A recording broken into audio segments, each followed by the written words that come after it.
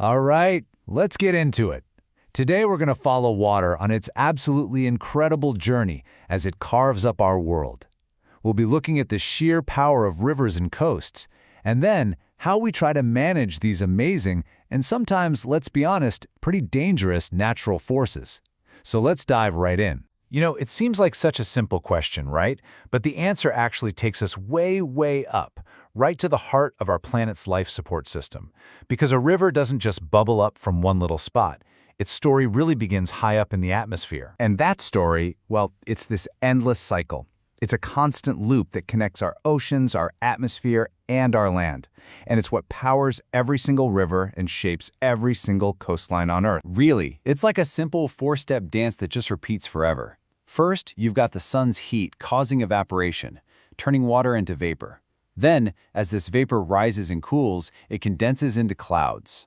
Once those clouds get heavy enough, we get precipitation. Rain or snow. And finally, collection, which is where all that water gathers back together into the streams and rivers that get our journey started. Okay, so let's zoom in and follow just one drop of that water as it starts to carve a path across the land. You can think of every river's life story as playing out in three distinct acts. Its youth up at the source, its middle age, and finally, its old age at the very end. A river's personality completely changes over its lifetime. It kicks off in the upper course, all steep and super fast, just full of energy. Its main job there is to erode the landscape. Then, in the middle course, it starts to chill out a bit. It widens, and it's mostly focused on just transporting material downstream. By the time it reaches the lower course, it's wide, slow, and kind of lazy, and its main job is depositing all that sediment to build new land. So when it's young and full of energy, a river has four main tools for carving up the land. First up is hydraulic action. This is just the sheer, raw power of the water itself, hammering away at the riverbed and banks, physically breaking off chunks of rock and soil. Second is abrasion. Now think of this like sandpaper. The river literally uses the rocks and pebbles it's already carrying as its own set of tools, scraping and grinding away at the channel to make it wider and deeper. It's incredibly effective. Third, we've got attrition. This is basically what happens when all those rocks being carried by the river start smashing into each other. They collide, they break apart, and they get smaller, smoother, and more rounded as they travel downstream. And the last one is a bit of a sneaky one. It's solution. This is an invisible force, really. It's a chemical process where the river water actually dissolves certain kinds of soluble rocks, like limestone, kind of like sugar dissolving in tea. You don't see it happening, but over thousands of years, it plays a massive role. Okay, so all that power, all that erosion, it creates some absolutely spectacular landforms, especially in that energetic upper course. And honestly, what's more dramatic than a waterfall? Let's take a quick look at how one of these things is actually born. So it all starts when a river flows over a patch of hard rock that's sitting on top of some softer rock. Naturally, the river erodes that softer rock much faster, creating a drop. The sheer force of that falling water carves out a deep plunge pool at the bottom, and it starts to undercut the hard rock from below. Eventually, that hard rock cap has no support, it gives way, it collapses, and this whole process repeats, causing the waterfall to slowly but surely retreat back upstream, leaving a steep-sided gorge in its wake. All right, now let's fast forward and jump way downstream to the lower course. Here, the river is much older, slower, it's just meandering lazily across a wide floodplain. It's a totally different vibe, and it creates this really cool, unique feature, the Oxbow Lake. On the outside of a river bend, the water is moving faster, so it's constantly eroding the bank. But on the inside, where it's slower, it's dropping off sediment. Over time, this makes that bend or meander get bigger and loopier. And the strip of land in between, the neck, gets super narrow. Then one day, probably during a big flood, the river just decides to take a shortcut. Bam! It cuts straight across the neck. Then, the river keeps depositing sediment, which eventually seals off that old loop, leaving behind this beautiful, curved, crescent-shaped lake. And that's your oxbow. The river's journey finally ends when it meets the sea. But our story doesn't end there, because here, a whole new powerhouse takes over. the relentless, unending energy of ocean waves, which are constantly reshaping that boundary between land and sea. When you think about waves, they basically fall into two camps. You've got your constructive waves, which are pretty chill. Their swash, the water washing up the beach, is stronger than their backwash, so they push sand up and build the beach.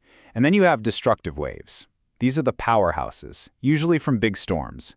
They have a really strong backwash that just drags sand away, eroding the coast. It's this constant push and pull, a real tug of war. You can watch this whole drama play out on any rocky headland. First, waves find tiny cracks in the rock and just start hammering away at them. Over time, those cracks get wider and turn into sea caves. Now, if caves form on both sides of a headland, they can eventually meet in the middle and, poof, you've got a sea arch. But the story's not over. Eventually, the top of that arch weakens and collapses, leaving this lonely pillar of rock standing all by itself against the waves. And that's a sea stack. Okay, so we've seen how powerful these natural forces are. But of course, we humans, we love living near the water. We build our cities and our homes right next to rivers and coasts, and that sets up this massive, ongoing challenge. How do we protect ourselves from the very same forces that created these beautiful landscapes in the first place? River flooding is a huge risk. And sure, a lot of it is natural, just prolonged heavy rain. But a lot of the time, we're actually making the problem way worse. When we pave over huge areas for cities, that water can't soak into the ground, so it just runs off. When we cut down forests, we lose that amazing natural sponge effect from the trees. Even just silt building up in the river channel can reduce its capacity, making it far more likely to overflow. So when it comes to managing this risk, we basically have two different philosophies. On one side, you have hard engineering. This is all about building big, man-made structures. Think dams and concrete levees. They're usually highly effective, but wow, are they expensive, and they can really damage natural habitats. On the other side, there's soft engineering, which is all about working with nature, so planting trees, restoring floodplains, things like that. It's often cheaper and much more sustainable, but the protection it offers isn't as immediate or guaranteed. And you know what? It's the exact same story when we get to the coast. Hard engineering gives you these huge seawalls or groins. They provide strong protection, no doubt, but they can be a real eyesore and they are incredibly costly. The soft approach might be something like beach nourishment, literally just dumping more sand on the beach to build it up. It looks natural and preserves the landscape, but it requires constant, expensive maintenance. So we have this whole toolbox of strategies we can use, from hard options like straightening river channels and building seawalls, to softer approaches like creating floodplain zones where building is restricted, or nourishing beaches. The real trick, the ultimate challenge, is figuring out which tool to use and where. There's just no one-size-fits-all solution. And just when you think you've maybe got this balancing act figured out, a massive new player enters the game. A global force that is changing all the rules we thought we knew. Our climate. Think about it. With sea levels rising and storms becoming more intense, all these strategies we've been relying on, well, they might not be enough to handle what's coming. And that leaves us with a really critical question, not just for engineers, but for all of us. Are we ready to adapt? And what new ideas, what new ways of thinking will we need to protect our communities in a world that is changing so fast? That's definitely something to think about. Thanks for watching.